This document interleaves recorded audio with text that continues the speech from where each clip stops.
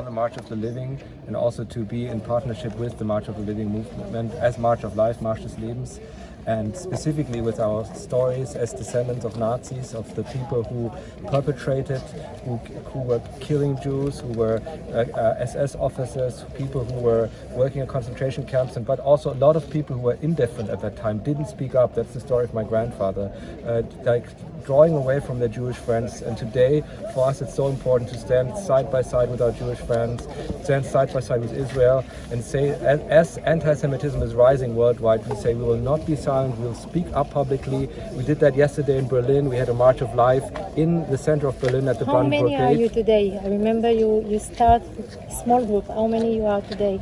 Today, it's hard to count the number of people, but this year we have 70 marches in 15 nations. 70 marches in 15 nations. You did it also in Jerusalem? Yes, that's what we did in 2018. We had the March before of the Nations. Corona. Yes, before the Corona time. And but you should come again. We will. Yes, next year in Jerusalem. That's actually I'm sorry about the question, but what is your family record? You said it. I would ask, maybe let's go here because that's more exciting when you ask her. Because that's more interesting. Ask her. Hi. Hi. I would like to know what is your family record. My name is Caroline Honecker, and mostly all of my forefathers were Nazis. When you say Nazis, what do you mean exactly? My grandfather, he wrote a biography over his life, and in his biography he wrote that all the family was known as a Nazi family in the town he's from, which is Ebersbach, close by Stuttgart. And he was an officer in the Wehrmacht. He was fighting in Russia and in Africa. And his wife, my grandmother, was a warden in a concentration camp in Lodz in Poland.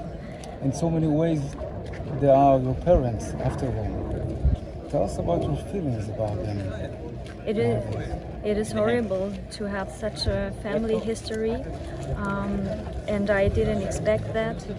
When I found out about it, I was really shocked and moved, and I knew that I had to do something with it, that I had to take the responsibility to really speak about what happened in my family, because my family tried to hide it.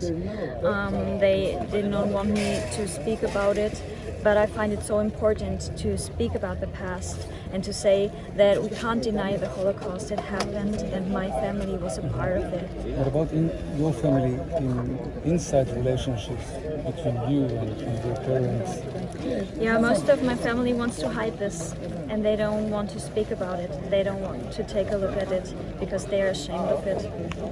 They were ashamed. Yes. And if you could say something to him, what would you say? To my grandfather?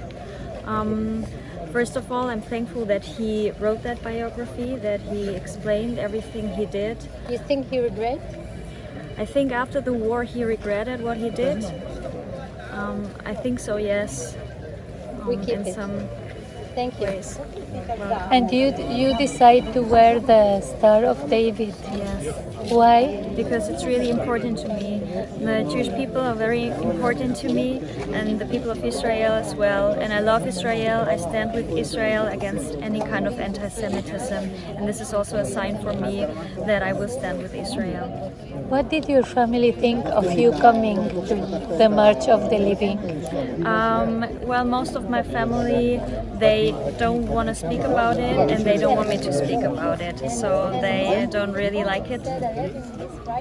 So why are you doing it? Because it's very important. It is important. As a descendant of Nazi perpetrators, we have to face the truth. It was my family which was a part of it, and I want to stand against anti-Semitism.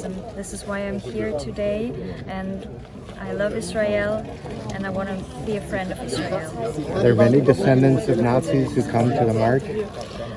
Well, today we are 5 people here from the March of Life, but we have marches of life all around the world in many countries, about 17 countries this year, in about 70 cities, and many descendants of Nazi perpetrators are going to the streets and marching against anti-Semitism. Did you say it was your grandmother and grandfather? Again? Your grandfather and grandmother were wardens? My grandfather was in the Wehrmacht. Okay.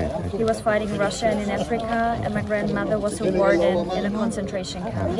Which one? In Lodz. a concentration camp for children. Do you think what you do can repair the history?